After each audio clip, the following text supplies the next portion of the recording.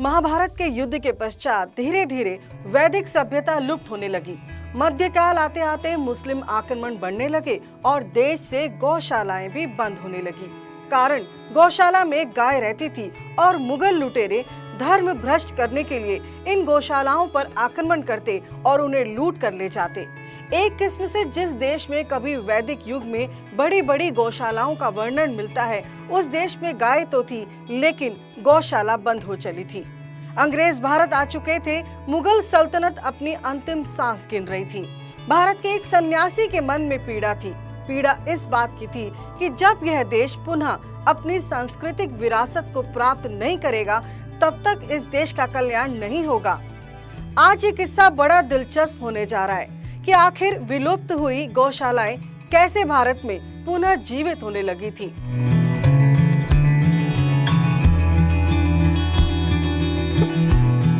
नमस्ते जी, मैं हूं हरप्रीत कौर।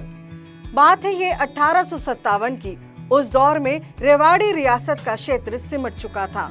1857 की क्रांति के बाद अंग्रेजों ने रियासत के बहुत से हिस्से पड़ोसी राजाओं को दे दिए थे। कारण ये था कि नसीबपुर युद्ध में क्रांतिकारी राजा राव तुलाराम सिंह के खिलाफ उन राजाओं ने अंग्रेजों का साथ दिया था। वीरता से लड़ते हुए महाराजा जंग हार चुके थे। रेवाड़ी नरेश महाराजा राव तुला सिंह के लिए इस जंग से पहले एक सौभाग्य भी था।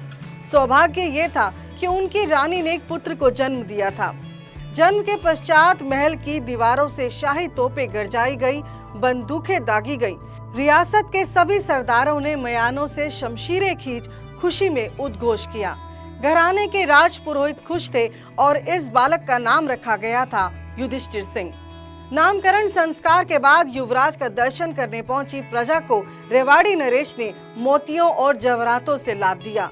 नकद स्वरूप हजारों हजार रुपए, सैकड़ों हाथी घोड़े, जमीन इत्यादि परितोष स्वरूप रेवाड़ी के ब्राह्मणों, चारण भाटों में बांटे गए। बंदी बनाए गए कैदियों पर दया दिखा दी गई। रिहा करके उनकी जान बख्शी गई। बालक अभी होश संभाल पाता कि तभी जंगे आजादी का बिगुल बज गया था। रेवाड़ी नरेश अपनी सेना के साथ मिलकर अंग्रेजों की ईंट से ईंट बजाने लगे। इस दौरान जब रेवाड़ी राज परिवार अपने पैतृक निवास से निकलकर संघर्ष कर रहा था, तब युवराज युधिष्ठिर सिंह मात्र 2 माह और 8 दिन के ही हुए थे।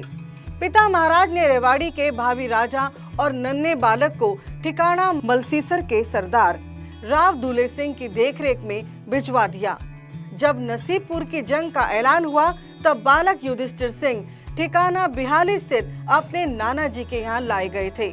दुर्भाग्य से अंत में रेवाड़ी सेना की पराजय हुई और इस पराजय के पश्चात देश के कुछ गद्दारों के संग मिलकर अंग्रेजों ने रेवाड़ी राजवंश की सभी संपत्ति को कुर्क करना शुरू कर दिया। इधर रेवाड़ी राजवंश के उत्तराधिकारी युधिष्ठिर सिंह की खोज में अंग्रेजी सरकार की खुफिया विभाग लगी थी ताकि जीवंत वंशज को समाप्त कर सके। लेकिन बालक की सुरक्षा में लगे सुरक्षा कर्मियों ने बिहाली के महल से उसे सुरक्षित निकालकर पास सटे जंगल की एक गुफा में ले गए और यहाँ से इन्हें महाराज राव तुला सिंह की दूसरी रानी के मायके ले गए। तो ये था एक राजा का पुत्र और भावी युवराज का जीवन जो संघर्षों से भरा रहा। संघर्षों की आग में तपकर बड़े हुए युवराज युधिष्ठिर सिंह को आखिरकार पिता महाराज के स्वर्गवास के पश्चात रेवाड़ी के सिंहासन पर विराजमान करके अभिषेक किया गया था। राजा युधिष्ठिर सिंह भी अपने पूर्वजों की तरह एक न्यायप्रिय और बहादुर शासक सिद्ध हुए। बताया जाता है कि साल था 1873। अमर सन्यासी जिनका नाम था महर्षि दयानंद जी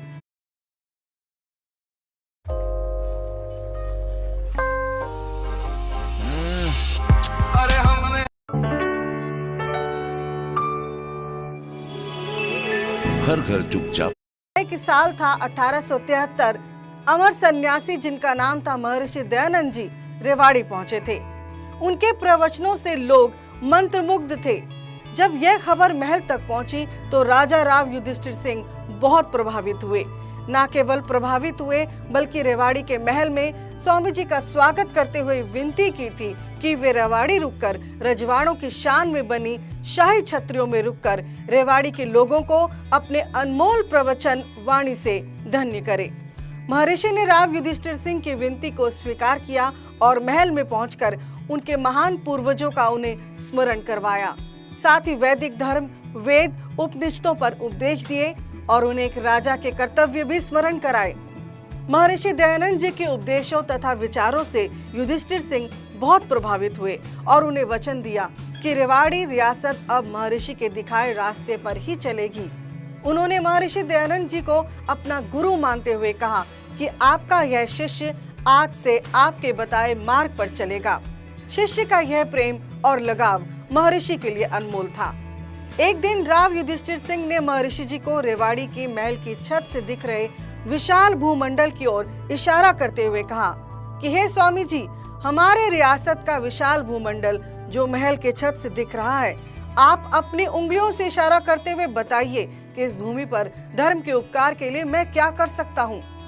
महर्षि जी मुस्कुराए और कहा, अगर करना चाहते हो तो विलुप्त हुई हमारी गौशाला पद्धति को फिर जीवन प्रदान करें।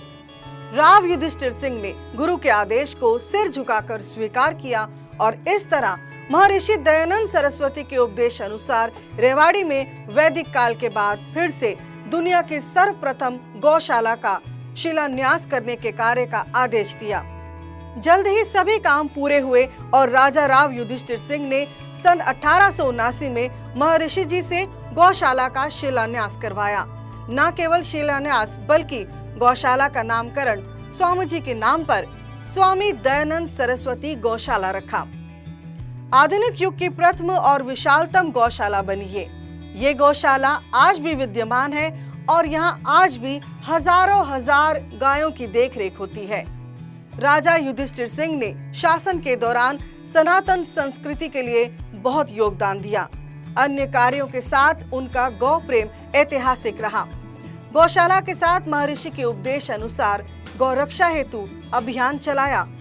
गौ हत्या के रोकथाम के लिए एक विशेष विभाग बनवाया जिसको नाम दिया गौ रक्षण सभा। इसमें कुल 70 सदस्य चयनित किए गए जिनका कार्य केवल गौ हत्या को रोकना था। साल 1881 गाय की उपयोगिता बताते हुए स्वामी दयानंद सरस्वती जी ने गाय आदि पशुओं की रक्षा और कृषि को प्रोत्साहन देते हुए एक पुस्तक लिखी थी, नाम दिया गौ करुणा निधि। अगर यह पुस्तक आप आज पढ़ेंगे तो पाएंगे कि उनका शोध आज के पर्यावरण विदों के विचारों से कितने आगे का था, जो इस पुस्तक में उजागर होता है। माना जाता है कि यह विश्व की पहली ऐसी पुस्तक है जिसमें पशुओं को न मारने के अनेक तर्कों सहित पशुओं जैसे गाय बकरी से प्राप्त दूध की सटीक जानकारी दी गई है। पुस्तक के अनुसार एक गाय अपने जीवन में 25,740 मनुष्यों को तृप्त कर सकती है। महर्षि दयानंद सरस्वती कहते हैं कि गौ माता की रक्षा तभी संभव है जब उसको अर्थव्यवस्था का अभिन्न अंग बना दिया जाए। अपने गुरु की इसी सोच को शिष्य राजा युधिष्ठिर सिंह ने समझा और फिर उन्होंने गौ आधारित कृषि एवं आर्थिकी का प्रचार किया और रेवाड़ी को विकास के एक नए मुकाम तक पहुंचाया था, जो एक मिसाल बनी। लाचार व बूढ़ी गौवंश के लिए रेवाड़ी में खोली गई भारत की पहली स्वामी दयानंद सरस्वती गौशाला की स्थापना का जब जब भी नाम आएगा, महर्षि के इस परम भक्त महाराजा युधिष्ठिर सिंह का नाम भी आएगा। राजा युधिष्ठिर सिंह को उनकी धर्मपरायणता के कारण संतों ने धर्म मंडप और गोवंश रक्षक की पदवी से भी विभूषित किया था। महर्षि जी के